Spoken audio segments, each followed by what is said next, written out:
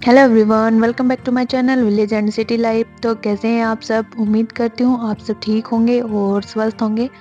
स्वागत है आपका एक और नए व्लॉग में। तो यहाँ पे आज मैं शेयर कर रही हूँ आपके साथ धनतेरस वाले दिन का व्लॉग। तो इस दिन हमने बनाई थी मिठाइयाँ। तो मम्मी ने यहाँ पे दो टाइप की मिठाई बनाई थी। तो एक साइड मैं तो लग रही थी साफ सफाई में, तो मम्मी दूसरी साइड लग रही थी अपनी मिठाई बनाने में। तो और यहाँ पे मम्मी को मिठाई बनाने का बहुत ही ज़्यादा शौक है, क्योंकि जब पहले मम्मी गाँव में रहती थी तो उनके पास भैंस थी। तो भैंस होने पे क्या होता है कि जैसे अमावस्या होती है तो हर 15 दिन में आती है, तो दूध रखना ही पड़ता है। तो उस टाइम पे मम्मी हर 15 दिन में खोआ बनाती रहती थी, तो उनको ये बहुत ही ईज़ी लगता है खोए की मिठाई बनाना। यहाँ पे एक तो खोए की मिठाई बनाएँगी, दूसरी बनाएँगी बेसन की। तो यहाँ पे हमने ले लिया है 3 किलो के पास दूध, पूरा-पूरा 3 किलो लिया था हमने। तो 2 किलो तो मैंने पहले कढ़ाई में डाल दिया था, 1 किलो हम बाद में डाल रहे हैं, क्योंकि फिर लग रहा था कि कभी कढ़ाई से नीचे ना गिर जाए, तो पतीले में डाल के फिर मैंने डाला उसमें। तो यहाँ पे कढ़ाई बिल्कुल भर चुकी थी दूध से, तो मम्मी ने पहले तो हल्का गरम करके थोड़ा-सा दूध बाहर निकाल लिया, क्योंकि फिर उफान आता है ना, तो बार-बार में दिक्कत हो जाती है। कढ़ाई छोटी पड़ गई थी और उसको बाद में ऐड करेंगे। जो दूध बचा हुआ है उसको गरम करके साइड में रखा हुआ है। जब ये थोड़ा कम हो जाएगा दूध का लेवल, तब ऐड करेंगे, ये रखा पतीले में। और साथ में ली थी हमने मलाई। तो मलाई जब हम गाँव से जो दूध लेके आए थे उसके ऊपर बहुत सारी मलाई आई थी। 4-5 किलो दूध था, तो उसके ऊपर ये पूरा कटोरा भर गया था मलाई का। तो इसका यूज़ कर लेंगे, और ये काफ़ी गाढ़ी होती है मलाई, क्योंकि बिनौले वगैरह का दूध होता है ना, उस वजह से। तो अभी मम्मी इसको चलाते जा रहे हैं और इसको काफ़ी देर लगेगा बनने में, क्योंकि खोआ है तो दूध का लेवल जैसे-जैसे कम होगा वैसे-वैसे ये बनता जाएगा। और यहाँ पे जैसे ही हमने कढ़ाई में दूध रखा तो अकुल को तो बस ये लग गया था कि नानी बन गया खोआ, नानी बन गया खोआ। बच्चे काफ़ी ज़्यादा एक्साइटेड थे खोए के लिए। तो मम्मी भी काफ़ी देर से बैठे-बैठे थक गई थी, खड़े-खड़े। तो वो यहाँ स्लेब पे बैठी हुई है और बच्चे उनके पास में ही बैठे हुए हैं, उनको कंपनी दे रहे हैं और साथ-साथ में चला भी रहे थे। तो यहाँ पे दूध अभी काफ़ी कम हो चुका है ये, और अभी तो और भी होते जाएगा।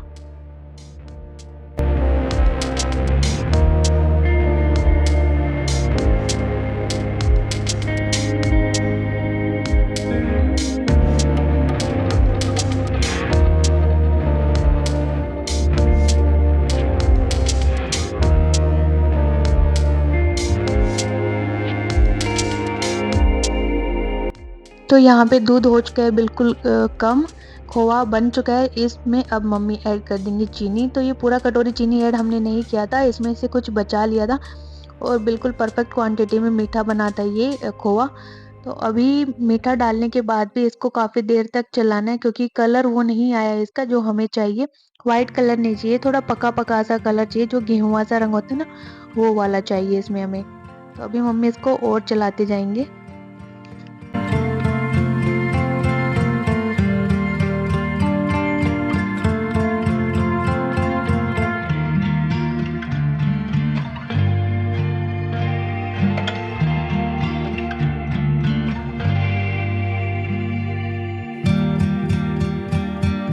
तो फाइनली यहाँ पे हमारा खोआ बनके हो चुका है रेडी। और जैसे कि हमने इसमें मलाई ऐड किया था, तो उस वजह से इसमें खूब सारा घी भी साइड में निकल आया है। तो इस घी को हम मिठाई के अंदर नहीं रहने देंगे, इसको अलग से निकाल लेंगे, नहीं तो ज़्यादा चिकनी मिठाई हो जाएगी, टाइट नहीं बनेगी, घी से बहुत ही सॉफ्ट रह जाएगी। तो पहले इससे चमचे की हेल्प से मम्मी ऊपर-ऊपर का खोआ ले लेंगी, ताकि घी नीचे रह जाए।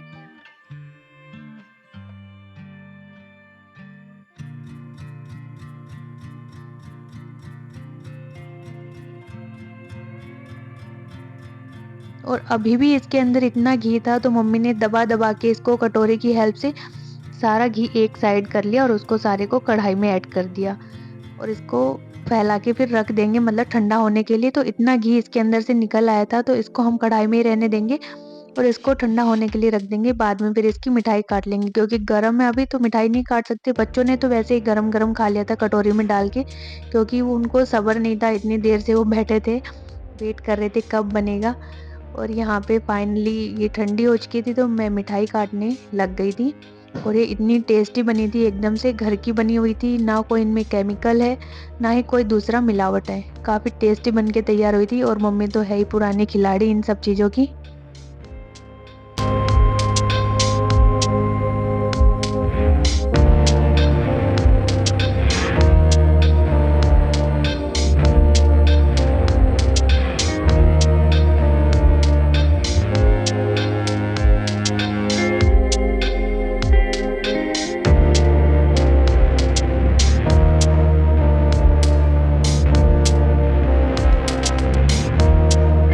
तो खोए की मिठाई बनाने के बाद अब नंबर आ गया था बेसन वाली मिठाई का। और ये वही घी है जो कल कह रही हूँ, खोए की मिठाई के अंदर से निकला था। और ये एक दिन नहीं बनाई दोनों हमने, एक दिन पहले बनाई थी, दूसरा दूसरे दिन बनाई थी। तो उसी घी के अंदर अब बेसन की बर्फी भी बना रहे हैं हम। तो बेसन हमने एक बड़ा सा कटोरा लिया और इसको अच्छे से छान लेंगे, ताकि अगर कुछ हो बेसन के अंदर तो वो छलनी में ही रह जाए। और ये नॉर्मल वाला बेसन ही है, बारीक वाला, जिससे हम कढ़ी वगैरह बनाते हैं ना, वही वाला बेसन है। तो यहाँ पे कढ़ाई नीचे ही रखी है स्लेब पे, अभी गैस पे भी नहीं रखा है। और घी भी ठंडा ही है, तो इसी के अंदर ऐड किया है पहले बेसन। और वो अपने तरीके से बना रही हैं इसको, उनका अपना तरीका है। तो यहाँ पे मिलाने के बाद घी इसमें ऐड कर लेंगी वो दूध। और दूध को उन्हें हल्का गर्म करके रखा था, बिल्कुल ज़्यादा गर्म नहीं है, हल्का सा गर्म करके इसमें मिला दिया है। और हमें ये अच्छे से मिलाना है, इसमें कोई लम्प्स नहीं बनना है। या तो आप हाथ से मिला सकते हो, विस्कर से मिला सकते हो। मैंने विस्कर की हेल्प से इसको मिला के दिया मम्मी को फटाक से। तो यहाँ पे हमने बिल्कुल इसकी ऐसे रनिंग सी कंसिस्टेंसी कर लेनी है। दूध आप अपने अकॉर्डिंग मिला सकते हैं, हमने तो इसके अंदर और भी दूध मिलाया था। लगभग 1 डेढ़ किलो के आसपास इसमें दूध मिला लिया होगा मम्मी ने। खोवा हो तो खोवा भी ऐड कर सकते हो, हमने दूध ऐड किया था इसके अंदर। और आपको बड़ाम बड़ाम की आवाज़ आ रही है, क्योंकि अभी हम गाँव में पहुँच गए हैं, तो और बच्चे यहाँ पे पटाखे चला रहे हैं, तो उसी के बीच में नॉइज़ भी आ रही होगी वीडियो एडिटिंग में आपको। तो यहाँ पे इसकी कंसिस्टेंसी कुछ ऐसी हो गई थी, और इसको मम्मी ने रख दिया था गैस पे। मैं तो कह रही थी कि मम्मी क्या ही बनेगा ये, क्योंकि मैंने पहले कभी ऐसे ट्राई नहीं किया। तो मम्मी बोली कि तुझे क्या पता, तू अपना काम कर ले, मैं अपने आप देख लूँगी इसको। तो उसके बाद हमें तेज़ गैस पे इसको नहीं मिक्स करना है, गैस को ना मीडियम साइज़ करो, मीडियम में ही रखना है। नहीं तो इसके लम्प्स बन जाएँगे जल्दी से, क्योंकि बेसन है तो फूलेगा तो है ही जब भी हम कोई लिक्विड इसमें ऐड करेंगे तो। और जल्दी-जल्दी से इसको ऐसे मिलाते जाना है। तो हम मिलाते रहे, थोड़ी देर बाद फिर इसकी कंसिस्टेंसी और इसका शेप, साइज़ सब चेंज हो गया। और मम्मी को लगभग 50 मिनट के आसपास हो गया था इसको ऐसे चलाते हुए। और अब ये बिल्कुल भुन चुका है, और इसका देखो पहले क्या शेप थी, क्या रंग था, और अब भुन के क्या रंग आ चुका है। तो यहाँ पे फिर मेरी हिम्मत बननी स्टार्ट हो गई थी, हाँ कुछ तो अच्छा बनेगा अब तो। उसके बाद मम्मी ने रेडी कर ली थी चाशनी। और यहाँ पे हमने एक तार वाली चाशनी बनाई है। तो चाशनी भी हमारी बनके हो चुकी थी रेडी। तो अब हम इसको ऐड कर देंगे जो बेसन था भुना हुआ उसके अंदर।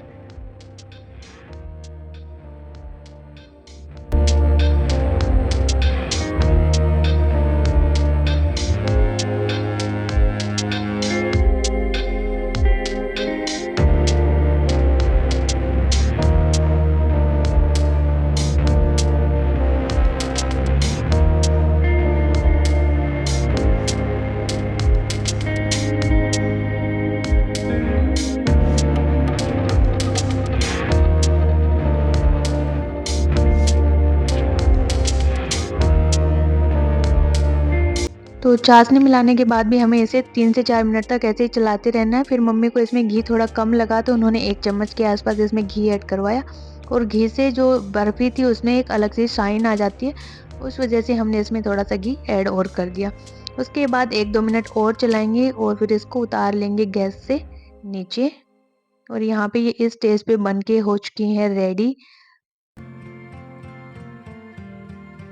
तो यहाँ पे जो थाली हमने ग्रीस करके रखी थी उसके अंदर ही इस मिठाई के पेस्ट को निकाल लेंगे, और इसके अंदर चारों तरफ अच्छे से फैला देंगे। और फैलाने के बाद इसको रख देंगे 1-2 घंटे के लिए ठंडा होने के लिए, ताकि बाद में अच्छे से मिठाइयाँ कट जाएँ। तो मम्मी ने एक कटोरी ले ली थी, तो उसकी हेल्प से इन्होंने इसका पूरा फ्लैट बना दिया ऊपर से, जुगाड़ टाइप्स। और इसको रख देंगे फिर ठंडा होने के लिए।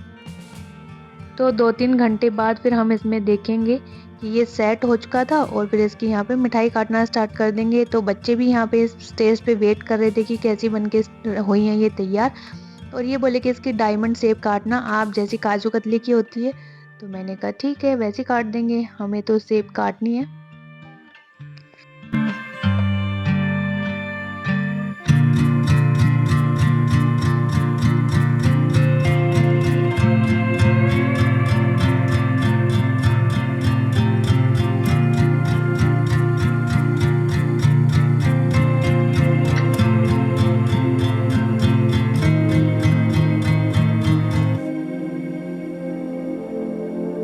तो यहाँ पे लीजिए हमारी बेसन वाली बर्फ़ी भी बन के हो चुकी है रेडी और ये भी बिल्कुल टेस्टी बन के तैयार हुई थी। मुझे तो उम्मीद नहीं थी लेकिन उम्मीद से परे निकली ये और मम्मी यहाँ हीरो बन के निकली इस मिठाई में भी। तो यहाँ पे देखो 2 तरह की बर्फ़ी बनाई हमने मार्केट से बिल्कुल अलग, ना तो इनमें कोई मिलावट है, ना किसी टाइप का केमिकल कुछ भी नहीं है, एकदम शुद्ध तरीके से बनी हुई मिठाइयाँ। तो आप भी घर पे बना के ट्राई कर सकते हो क्योंकि इतना ही मीठा खाते हैं हर कोई, तो क्यों बाज़ार का मिलावटी लाना है। अब दिवाली के ऊपर तो काफ़ी सारी मिलावट भी आ रही है मिठाइयों पे। तो लीजिए बन चुकी है हमारी दिवाली की मिठाइयाँ और ये जितनी जल्दी बनी थी उतनी जल्दी ही ख़त्म भी हो गई थी। तो इसके बाद फिर हम लोग चल दिए थे हर्ष के स्कूल में क्योंकि हर्ष के स्कूल में था दिवाली मेला और ये 1 बजे से लेके 4 बजे के बीच में था। तो हम लोगों ने मिठाइयाँ बनाई इसी दिन बनाई थी और क्योंकि इस दिन था धनतेरस तो इसके धनतेरस को छुट्टी नहीं थी, मेला था और यहाँ पे पूरी रामायण वाली थीम थी इनके मेले की। हर जगह रामायण के जो-जो कैरेक्टर थे वो बिठाए गए थे, सीन भी बनाए हुए थे इन्होंने उसी तरीके से और काफ़ी अच्छी सजावट की गई थी, रंगोली भी काफ़ी अच्छी बनाई हुई थी। यहाँ टीचरों की मेहनत दिखाई दे रही थी कि उन्होंने कितना हार्ड वर्क किया है इन सबको सजाने के लिए। काफ़ी अच्छे से डेकोरेट किया हुआ था पूरे स्कूल को एंड आर्ट और क्राफ्ट तो बहुत ही अच्छा था इनका। और ये सीन है उनका अशोक वाटिका का सीन है। तो ये राक्षस वगैरह बनाए हुए हैं, वहाँ पे सीता को बिठाया हुआ है, ये है सबरी मिलन का सीन। तो हर सीन को बिल्कुल अच्छे से दर्शाया गया था यहाँ पे और ये बेसिकली इन्होंने झाँकियाँ बनाई हुई थी जो रामायण के थे सीन उनकी झाँकियाँ निकाली हुई थी।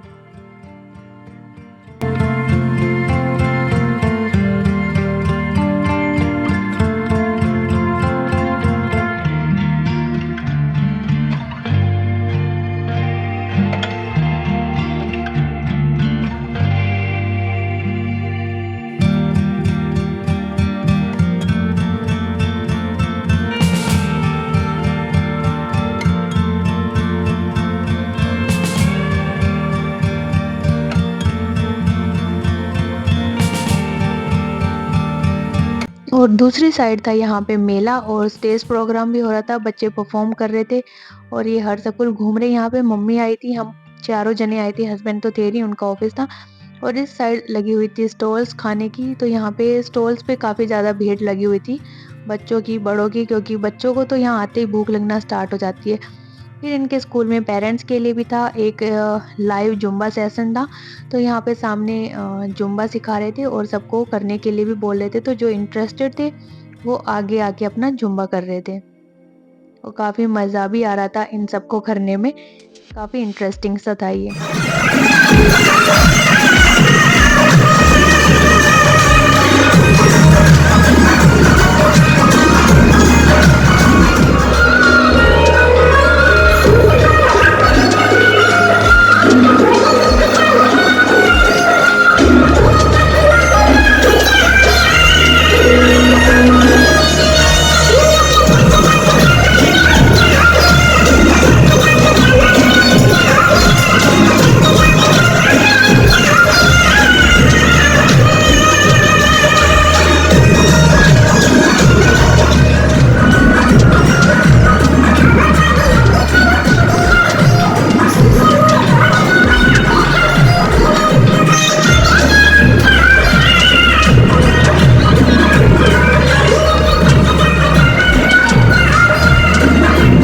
इसके बाद था रैंप वॉक भी था पेरेंट्स के लिए।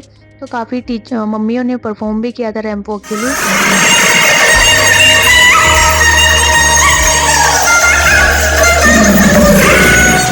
और एक था सोलो डांस परफॉर्मेंस सभी पेरेंट्स के लिए जिन्होंने पार्टिसिपेट करना था। मैंने तो यहाँ पे नहीं किया क्योंकि मैं तो दिवाली की सफाइयों में ही व्यस्त थी, तो मेरी तरफ से कोई कंट्रीब्यूशन नहीं हुआ वहाँ पे। उसके बाद हम लोग आ चुके थे घर पे और ये 1 दिन पहले की क्लिप है ये। तो हमने जो पर्दे धोए थे उन सबको मैंने फिक्स कर दिया क्योंकि ग्लास वाली विंडो है तो सब आर-पार दिखता है रात के टाइम पे, तो इसलिए हमने पर्दे सूखते ही लगा दिए थे रात को ही। दूसरा ये ड्रीम कैचर है, तो ये धोने से इसकी ये फेदर है ना, ये इकट्ठी सी हो गई थी, सिकुड़ गई थी, तो मैंने कोम लेके इनको अच्छे से कोम कर दिया ताकि ये सही हो जाएँ। और वैसे तो हवा लगेगी इनको तो पंखे की हवा से भी ये सही होती रहती हैं। और यहाँ पे सारा पड़ा है डेकोरेशन का सामान जो हमने उतारा था उसको धोया था, तो ये इस टेबल पे ही पड़ा है। ये बेचारा भी वेट कर रहा है कि कब इसका नंबर आए लगने में। तो अभी हम इसको सेट कर देंगे फटाफट से। और बिना इनके तो जो सजावटें थी, इनके तो घर ऐसे लग रहा था खाली-खाली, जैसे घर में कुछ है ही नहीं। ऐसे मम्मी कह रही थी कि ऐसे लग रहा है घर में नए-नए आके शिफ्ट हुए हैं, सामान अभी सेट नहीं किया हुआ, तो बिल्कुल अच्छा नहीं लग रहा था घर इन लटकनों के बिना। तो अभी फटाफट से मैं इन सबको सेट कर दूँगी। तो मैंने यहाँ पे एक डस्टिंग टॉवल लिया है और कॉलीन भी लिया है कि साथ-साथ अगर किसी पे हल्का-माड़ा डस्ट भी हुआ तो उसको भी मैं साफ कर दूँगी। वैसे तो मैंने सारे धोए ही हैं तो कुछ होगा नहीं, लेकिन फिर भी क्या।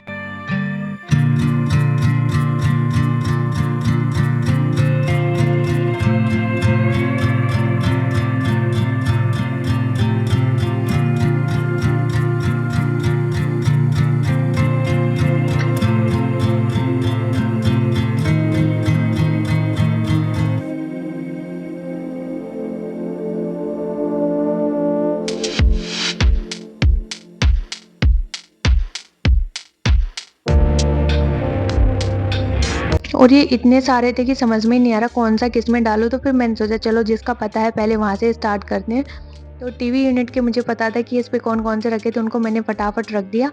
उसके बाद फिर मुझे याद आया कि मैंने तो लाइट भी नहीं लगाई है, तो यहाँ पे पहले मैं लाइट लगा लूँगी, क्योंकि इससे पहले फिर हम चले गए थे रिलायंस में। धनतेरस है तो धनतेरस की शॉपिंग भी करनी थी, कुछ बर्तन-वर्तन खरीद के लेके आने थे, और वहाँ पे हमें काफ़ी लेट हो गया क्योंकि काफ़ी भीड़ थी और इतना ज़्यादा रश था। पहले तो हम मोड़ पे ही हमें टाइम लग गया, जाम ही इतना था रोड पे।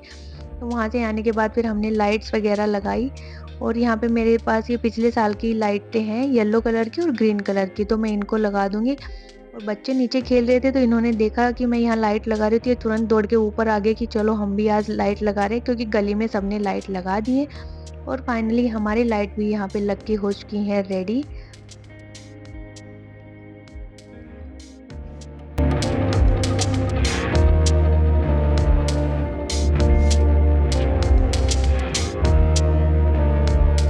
तो यहाँ पे हमारी जो सजावट थी वो बीच में ही रुक गई थी। दोपहर में स्टार्ट किया था लेकिन उस टाइम लग नहीं पाई। तो यहाँ पे शाम के टाइम फिर मैं दोबारा से लगाना स्टार्ट कर रही हूँ। तो जो ये लटकनें थी पहले मैं इनको लगा दूँगी। कुछ इसमें मेरे पास पहले से थी और अभी जो मैं लगा रही हूँ ये वाली मैं नई लेके आई थी। तो इनको भी मैं सोच रही थी कि कहाँ लगाऊँ, क्योंकि पूरी जगह तो पहले से ही भरी हुई है। तो मैंने उनके साथ ही 1-1, 2-2 कर दिया। और ये इतनी कलरफुल सी हैं तो एक पूरा कलर भर देती है रूम के अंदर और काफ़ी अट्रैक्टिव सा लगता है, एकदम ट्रेडिशनल सा लगता है इन सब चीज़ों से।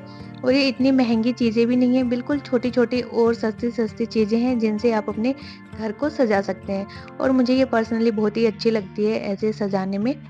तो ये जितने भी फ्लावर थे इन सबको भी मैंने गेट पे लगा दिया, और ये परमानेंट लगी रहती हैं। ये लटकनी हैं, जितनी भी फ्लावर लड़ियाँ सब हैं, इनको मैं परमानेंट लगा के रखती हूँ, क्योंकि देखने में घर ना बड़ा अच्छा लगता है इनके बिना। और ये अगर उतार दो तो बहुत ही सूनी-सूनी लगती हैं। तो इधर मैं तो ये सारी मालाएँ वगैरह लगा रही थी और मम्मी जोत जला रही थी यहाँ पे धनतेरस की। तो ये जो बंदरवाल थी ये भी मैंने धोई थी, इसको भी मैं लगा दूँगी। और जो बाकी की मालाएँ ऊँची लगानी थी, उनमें फिर मैंने हस्बैंड की हेल्प ली, तो यहाँ पे ये लगा देंगे। और ये धोने से ना कुछ नीचे लटक गया था इसमें धागा इसका, तो मैं उस धागे पे नीचे गाँठ मार दूँगी ताकि फिर ये इकसार हो जाए मालाएँ, छोटी-बड़ी लगने लग रही थी। और इनके बीच में भी जो 2 छोटी-छोटी हैं थोड़े फूल से, ये भी मैं नया लेके आया था अभी, तो ये मैंने लगा दिए हैं।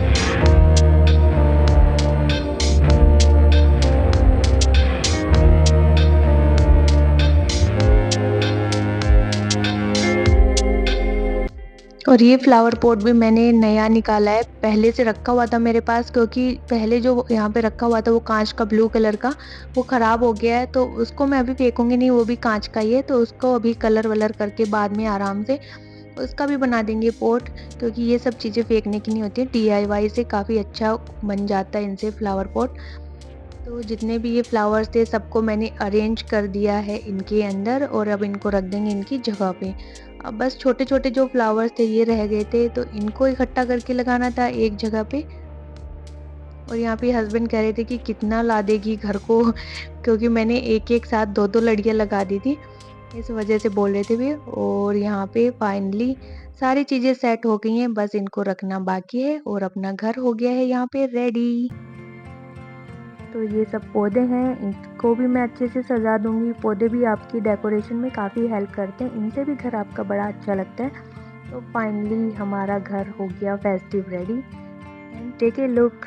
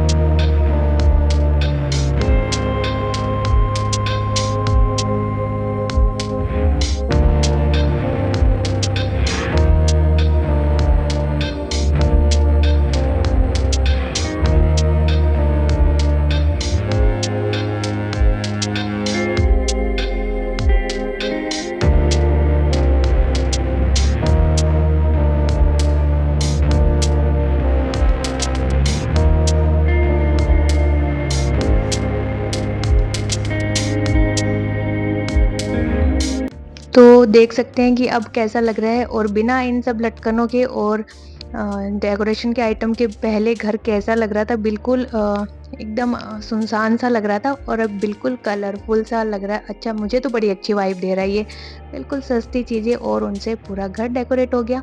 और इसमें ये वाइट वाली लड़ियाँ थी, ये हस्बैंड बाद में लेके आए थे ऑफिस से आते टाइम। और यहाँ पे हम जो सामान लेके आए थे रिलायंस से, वो तो मैंने कढ़ाइयाँ लेनी थी यहाँ से, मुझे कुछ ज़्यादा ऑप्शन दिखा नहीं, 2 ही ऑप्शन दिखे थे, उसमें भी वो बोला कि कोई गारंटी नहीं है मैम, खाना-वाना इसमें लगे या ना लगे। और यहाँ पे ये 2 मैं पूजा की थाल से लेके आई थी, बिल्कुल सोने जैसे लग रहे हैं, जैसे हमने सोने की शॉपिंग की हो धनतेरस पे। तो फिर मुझे स्टील का कुछ और नहीं मिला, तो मैंने एक बाउल ले लिया, एक छलनी ले ली।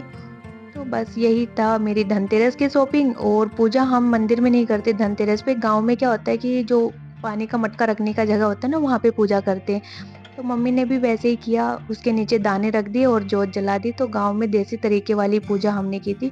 तो बस यही था मेरा धनतेरस का व्लॉग, डेकोरेशन, मिठाइयाँ और सेलिब्रेशन। तो होप गाइस आपको मेरा ये व्लॉग पसंद आया होगा, कमेंट करके ज़रूर बताना कि आपको कैसा लगा। Thanks for watching, bye bye.